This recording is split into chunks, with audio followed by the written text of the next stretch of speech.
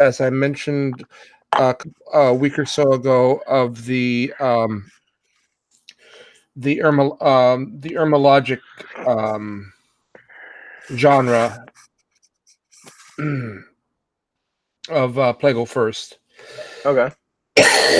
Excuse me. It sounds worse than it is. Just a second.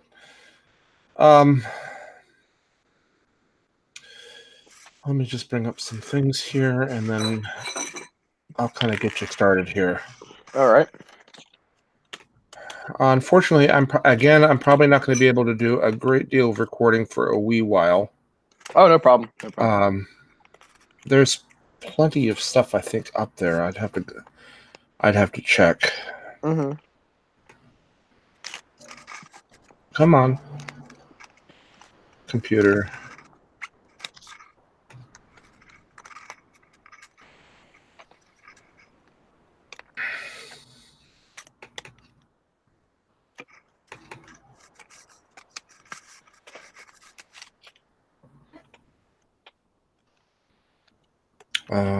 Just a second here.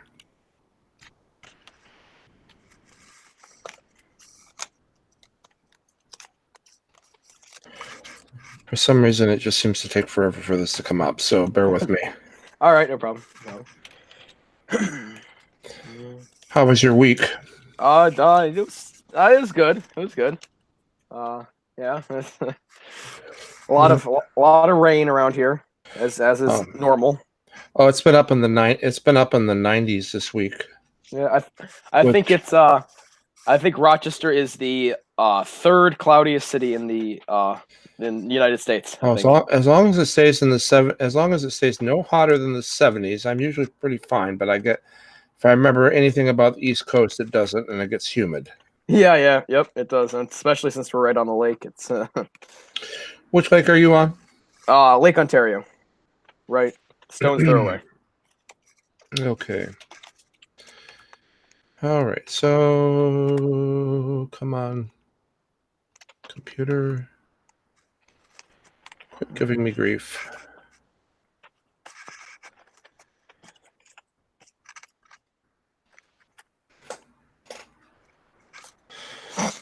So come on. There we go. All right. Here we go. So what? Let's see. Can you see my screen? Okay, or do you need it enlarged? Oh yeah. Can you enlarge it a little? Thank you. Man. For the most part, most of the pieces that we do quickly in Orthros and Vespers and so on and so forth, which are going to be the Apostica, the Apostica versus Vespers. Mm-hmm. The dismissal hymns are always in this branch of the mode. Okay. Most of in fact, all of your first part of matins, all the way through the odes, hymns of ascent. Okay. And generally, if you do your doxology quick, it's going to be this. All right. There are some absolutely gorgeous slow doxologies that are done on the pas scale. Okay. And there's also a slow version of the Eulogitaria of the Resurrection that I have transcribed in my Matins book, which should be in somewhere in the depths of your files. Oh yeah, that's the one for Holy Saturday, right? No, this. Well, I've heard it done alternately, but this one is done on Ka. Oh, okay. Yeah. All right. So, again, also for the canon and their apostica, because if we do canon as it's supposed to do, which we do on Pascha and Holy Saturday, we chant the whole thing from Hermos of Ode 1 to Katavasya of Ode 9. Okay. So, although most Greek parishes in ordinary services will read the canon, and will do. Sorry, this sounds terrible. Oh yeah. No. And then they'll just chant the Katavasya. Mm-hmm. And what we've done in the past, when we've done we did weekly vigils, which were about 2.5 hours long, or more, 3 hours, I think. Yeah, about 3 hours. What we did was we chanted the entire first ode, and then we read everything all the way through the ninth, and then chanted the Katavasya and the Magnificat, which is not a feline superhero. It's the hymn to the Mother of God.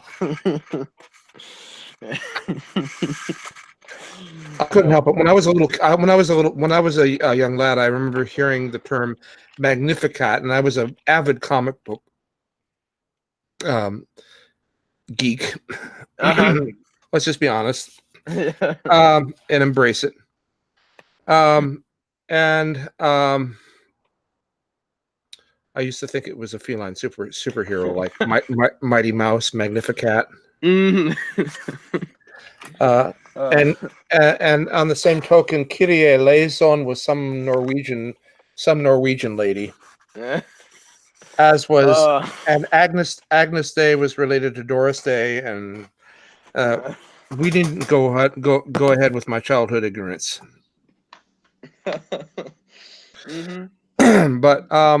generally, as a rule, those are the types of things that are added to the hiermologic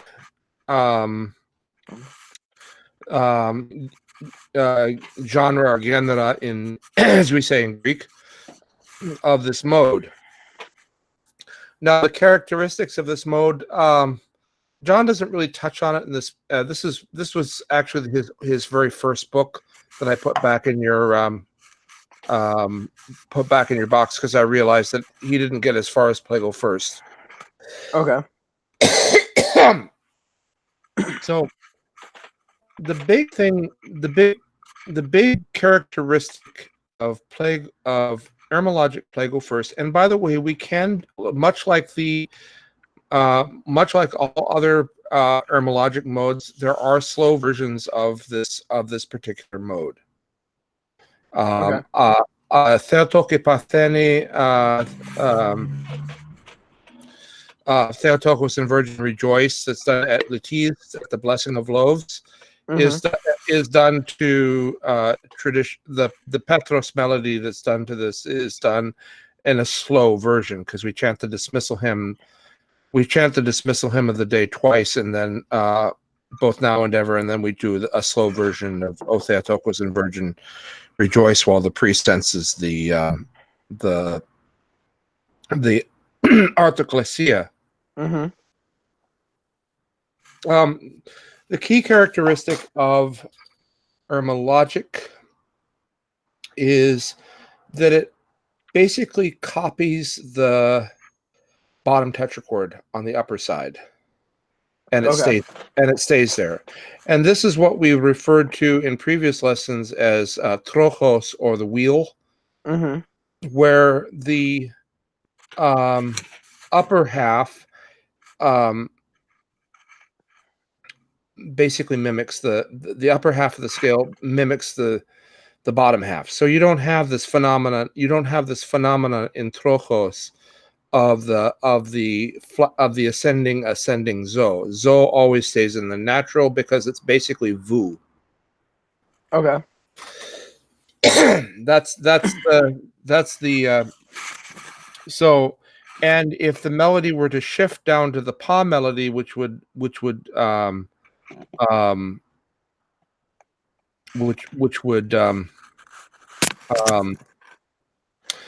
entail the flatted the ascending descending zo, the thora, there would be a change in thora. So you have in the signature here, you have all the elements of Plago first, right here, Ecos, Plagios, Protos, And then what you see is ipsele, basically, which says 4 up from pa, which is what? Okay. Yep. Yep. Ka. Yep. And then the ka is modulated by what? Whatever that thing is. That is this is the key thing. This is one of the key reasons why I said we should memorize the Torah. Oh yeah. Okay. This is for the pa. Okay. So essentially, your ka is not a cat. Is not a cat anymore. In fact, the way I'm going to have you practice hiermologic plagal first is not to chant it at all as a ka, but pa vu ga the kazoni. Okay. So And it's just a pa raised up 4 notes then. So basically, yes, like a higher pa. Okay. Yeah. Right. So now for most of us barristers, I usually like to bring the pitch down just a little bit because that can be an awful strain to us berries to have to sing a fixed ka pitch. So I when I pitch the choir or I pitch myself, I usually pitch it down 1 to the, even though it's I'm not regarding it as a the, but just where the sits. Yeah. Yeah. So he gets a little technical here, and I'm not sure that I quite agree with his sharp. It generally is natural. It tends to function exactly. Upper zo tends to function exactly like your vu is in the lower scale. So ni pa pa pavu pagavu pa pavu gadi gavu pa pavu gadi gavu pa. So vu, your vu is a little bit flat. It's a little bit flatted as it is in the in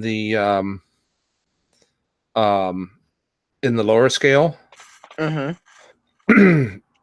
Now, here's some things you're going to run into. Let's see. Let me just bring up because hymn writers are not always the most consistent in the world, as you probably have as you probably figured out. Let me just bring up this guy.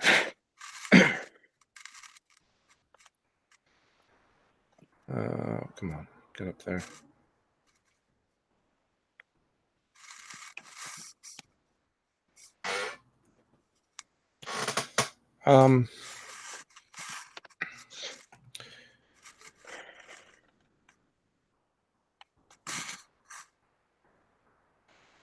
Let's bring this guy up.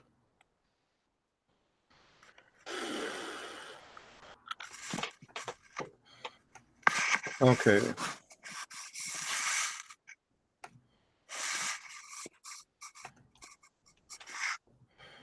Okay, just a second here. If you were to see this written, the whole sequence written out correctly, of course, you would see the here we have the martiri, and noting the transposition, the Torah. One of the things you'll notice is in your martiri, you'll notice when ka sits, when this is a normal ka, and from pa, there is a depli between the ka and the alpha. Okay. You see where the difference is? Yeah. There's like the Yeah. So there's no if this is written out as it should be as a trochos hymn, there would be no depli between the ka and the alpha. and that would basically reinforce that basically what you're doing instead of going ke zoni ni ke zoni ke zo ni zo ke. It's pa vu ga vu ga vu pa. So basically that's what it's telling you to do. Okay. All right. Now, what you have in, as I said, hymn writers are not always the most consistent creatures in the world. God bless us all. For instance, yeah, you would, if this was, for instance, you see here in Apostica, from what do you call it? St. Anthony's. You have the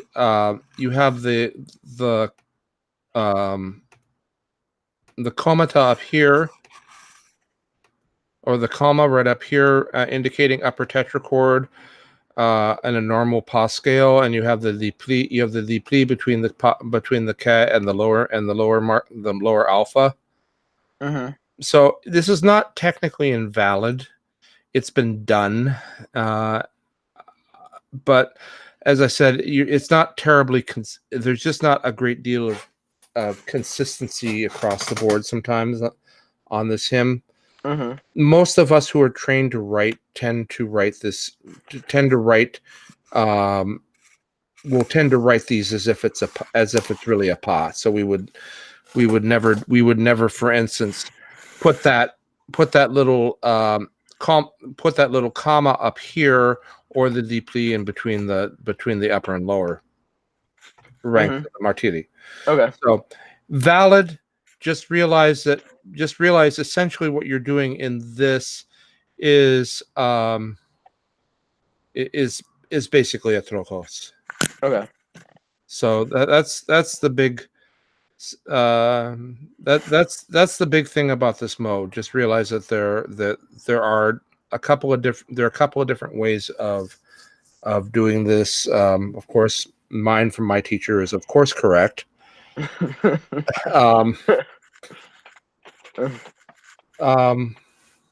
Yeah, I actually spent I got to spend some time on an internet workshop by a chanter who got his diploma from HCHC and studied with Gramenos, or it's not Father Romanos.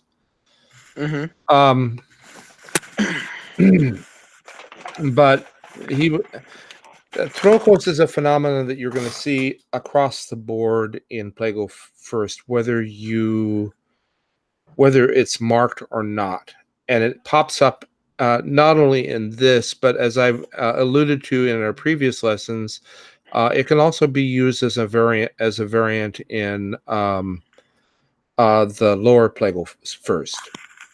Okay. All right. Yeah. Panizo pavogadi kavupa pavogadi ke pavogadi di gavupa. See, no flatted zo. Yeah, I hear it. Yeah. Sometimes the melody is deliberately in regular mode. Kezoni pani zo zoke.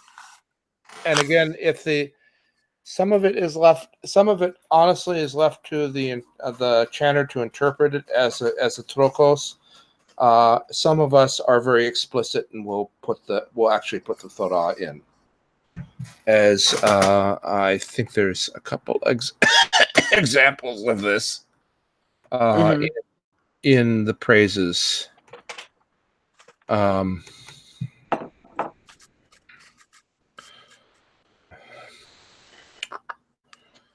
Oh, goodness sakes. Where'd you go? Where'd you go? Always when I'm looking for you, you're never around.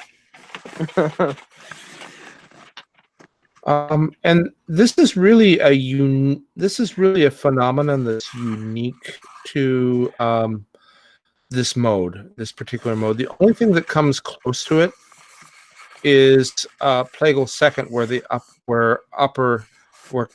Kadizo is marked with a hard chromatic pa thora. But I've never really here. See, here we have a trochos in the middle of this hymn. Mm-hmm. Okay. Yeah. Zokedi kezoni zokedi digadi kezo zokeke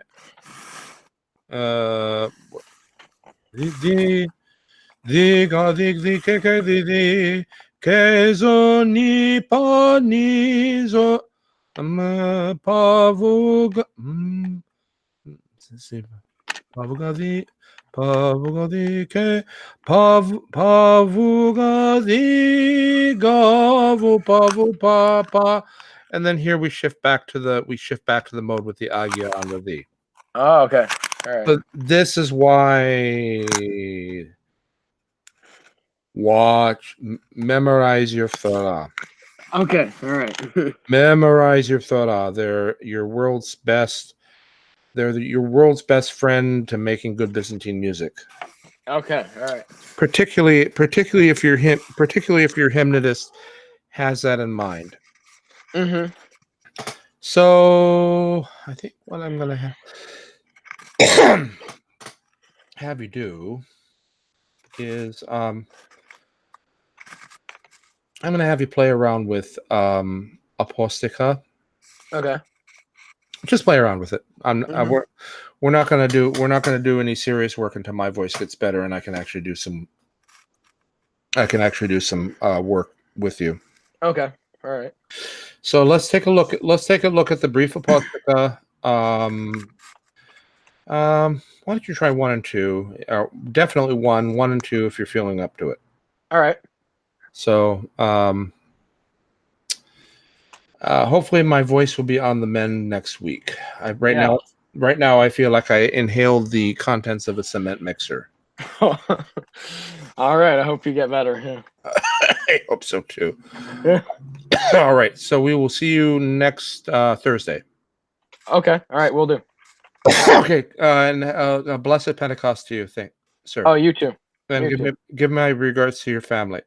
All right. I will. Okay. Bye-bye. All right. Bye.